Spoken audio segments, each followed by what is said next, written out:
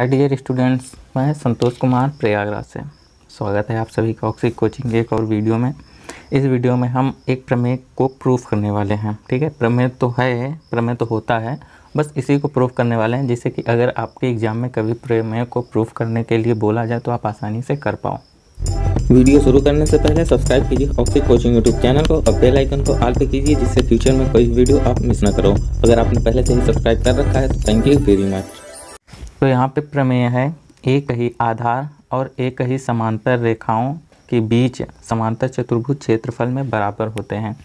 ये आपको 9 क्लास में और 9 प्रश्नावली अध्याय में ये प्रमेय आपको देखने को मिल जाएगा, तो आप वहाँ से भी देख सकते हो। तो देखो, इसके हल पे बढ़ने से पहले आपको एक आकृति की आवश्यकता पड़ेगी। ये रही आकृति। तो देखो, यह जो है बेशक एक ही आधार और एक ही समांतर रेखाओं के बीच की आकृति है। आप देख के ये पहचान सकते हो। अगर आपको पहचानना नहीं आता तो आई बटन पे आपको वीडियो मिल जाएगी, तो आप पहचान पाओगे कि कौन सी आकृति एक ही आधार और एक ही समांतर रेखाओं के बीच की होती है। ओके, तो आप देख लेना। तो यहाँ पे अगर इसको प्रूफ करने की बात करें तो सबसे पहले जो चीज़ हमें ज्ञात है वो हम आपको बता देते हैं। यहाँ पे आपको 2 चतुर्भुज दिख रहे हैं। पहला चतुर्भुज ABCD हम लिखेंगे यहाँ पे, चतुर्भुज ABCD, चतुर्भुज ABCD ये चीज़। और दूसरा चतुर्भुज आपको दिख रहा है EFCD, दूसरा चतुर्भुज है EFCD, हमने दोनों का नाम यहाँ पे लिख लिया। अगर हम दोनों के आधार की बात करें तो यहाँ पे आधार जो है वो BC है, BC। ठीक है, और समांतर रेखा क्या कौन सी है?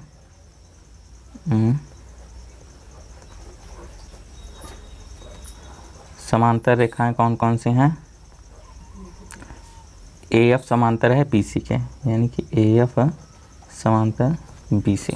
इतनी जानकारी हमें प्राप्त है। अब हमें ये प्रूफ करना है कि दोनों चतुर्भुज का क्षेत्रफल इक्वल होगा। बेसिक इक्वल तो होगा क्योंकि भाई प्रमेय है, लेकिन हम प्रूफ करेंगे कि कैसे इक्वल होगा। ठीक है, तो सबसे पहले आपको 2 त्रिभुज दिख रहा है, त्रिभुज AEB शॉर्टकट में X और त्रिभुज DCF शॉर्टकट में Y। ओके, X और Y 2 त्रिभुज दिख रहे हैं। दोनों त्रिभुज को हम सबसे पहले सर्वांग सम प्रूफ करेंगे। ठीक है, तो सर्वांग समता आई होप कि आपको प्रूफ करना आता होगा। हम यहाँ पे लिखते हैं कि त्रिभुज ABE और त्रिभुज DCF में देखो, ये वाला एंगल और ये वाला एंगल दोनों इक्वल होंगे। क्यों? क्योंकि समांतर चतुर्भुज है, तो समांतर चतुर्भुज में AB और DC रेखाएं समांतर हैं। ठीक है, सबसे पहले हम लिख लेते हैं कि ये एंगल यानी कि angle BAE, angle BAE equal है किस एंगल के? CDF के, एंगल CDF के। ठीक है, अब इसका कारण क्या है कि AB और CD समांतर हैं, AB समांतर है CD के, तथा AF जो है वो तिर्यक रेखा का काम कर रही है। ओके, तथा AF क्या है? तिर्यक रेखा, तिर्यक रेखा। और ये दोनों कोण बराबर क्यों हुए? देखो, एकांतर कोण बराबर होते हैं, लेकिन ये एकांतर कोण तो है नहीं, यह संगत कोण है। ठीक है, ये रेखा और ये रेखा समांतर है और ये दोनों कोण संगत हैं, इसलिए बराबर होंगे। ठीक है, तिर्यक रेखा के संगत कोण,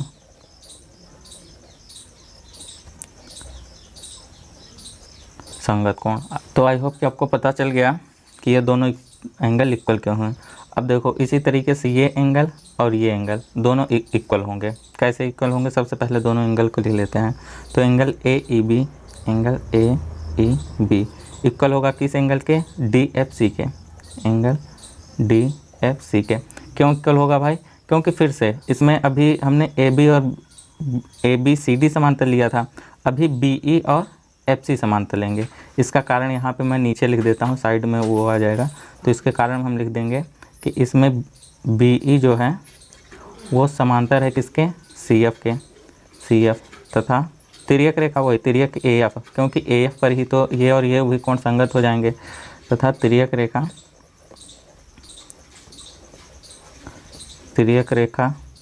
AF के संगत कोण,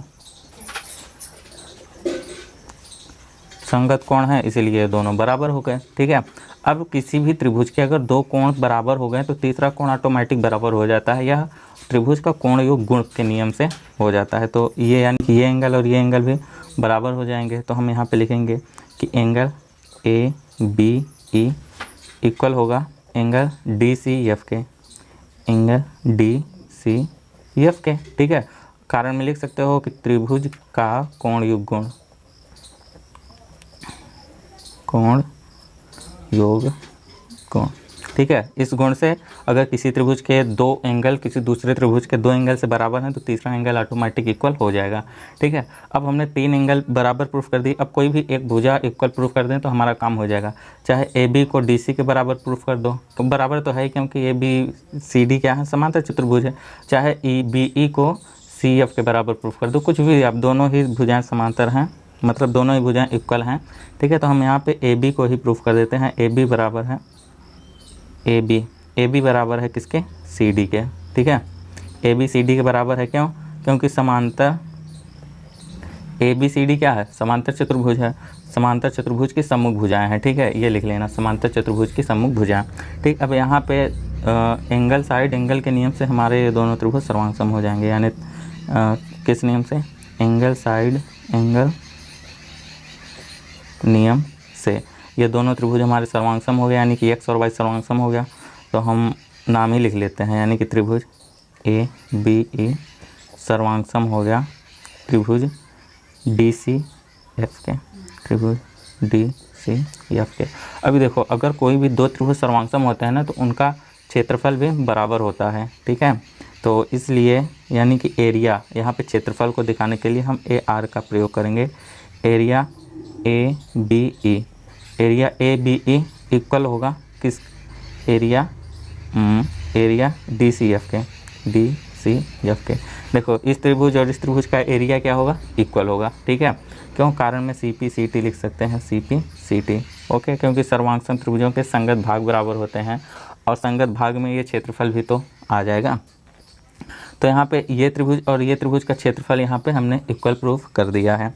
तो अब देखो कि हम इस चतुर्भुज को ए बी सी डी, ठीक है, इस चतुर्भुज को क्या लिख सकते हैं, यानी कि area A B C D, area A B C D ये किसके बराबर होगा, तो ए बी सी डी। ठीक है, तो इसमें ये वाला चतुर्भुज आ रहा है ई बी सी डी, ये वाला चतुर्भुज आ रहा है और ये त्रिभुज यक्ष का भी क्षेत्रफल आ रहा है।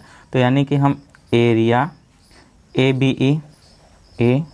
ई plus area E B C D, area E B C D, देखो दोनों का ही योग किसके बराबर होगा, ए बी सी डी के बराबर हो जाएगा। क्योंकि देखो हमारा जो समांतर चतुर्भुज है ए बी सी डी, इस समांतर चतुर्भुज में अभी इसको भूल जाओ। ठीक है, अभी आप अगर इस चीज़ को भूल जाओ, ठीक है, अगर आप इसे भूल गए तो अब आपको एक समांतर चतुर्भुज ए बी सी डी दिखाई दे रहा है। अब इस ए बी सी डी में ये त्रिभुज भी है और ये अलग से चतुर्भुज है।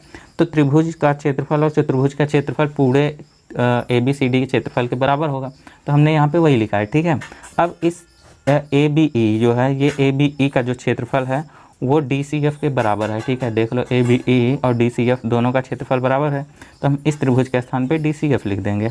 तो देखो क्या, कैसे, area A B C D equal area A B E के स्थान पे हम डी सी एफ लिख देंगे क्योंकि दोनों त्रिभुज का क्षेत्रफल इक्वल होगा। तो हम लिखेंगे area D C F plus, इसे रहने दो, area E B C D, इसे ज्यों का त्यों रहने दो। अब देखो हमारी आकृति प्रूफ हो गई है। इसमें ये x जो है y के बराबर था। ठीक है, अगर हमने x के साथ इस चतुर्भुज को लिया था तो हमारा चतुर्भुज ए बी सी डी समांतर चतुर्भुज था। अगर हम इस चतुर्भुज के साथ यानी बीच वाले चतुर्भुज के साथ हम y त्रिभुज को लेंगे तो हमें दूसरा समांतर चतुर्भुज मिल जाएगा, क्या, ई एफ बी सी। तो हम इन दोनों के स्थान पे देखो, ये चतुर्भुज ये रहा और ये वाला त्रिभुज ये रहा, दोनों का क्षेत्रफल यहाँ पे है। तो हम इन दोनों के ही स्थान पे ये लिख देंगे। ठीक है, तो देखो area A B C D equal होगा एरिया, इसे लिख देंगे E F C B, E F C B. यही चीज़ हमें प्रूफ करना था। तो यहाँ पे ये प्रूव हो गया है। हमें यही तो प्रूफ करना था कि ये जो दोनों चतुर्भुज हैं यहाँ पे E F A B C D और E F C D E F C B होना चाहिए, ई एफ सी बी, ये दोनों का ही क्षेत्रफल क्या है, इक्वल है। ठीक है, और हमने यही चीज़ प्रूफ करने के लिए हमें बोला था प्रमेय में, तो यहाँ पे हमारी ये प्रमेय प्रूफ होती है। ठीक है, तो आई होप कि आपको ये प्रमेय पसंद आई होगी, समझ में भी आई होगी। तो इस वीडियो को यार लाइक करके दोस्तों के साथ शेयर जरूर कर देना। आगे आप किस प्रमेय का प्रूफ देखना चाहते हो कमेंट में ज़रूर बता देना, और हो सके तो आप हमारे टेलीग्राम की लिंक दे रखे, वहाँ पे भी जाके हमसे पूछ लेना। ठीक है, हम ज़रूर आपके प्रमेय का प्रूफ लेके ज़रूर आएंगे। ठीक है, तो फिलहाल वीडियो को यहीं पे समाप्त करते हैं। तब वीडियो हम और आप मिलेंगे नेक्स्ट वीडियो में। तब तक के लिए बाय बाय, टेक केयर, ख्याल रखना अपना, बाय बाय।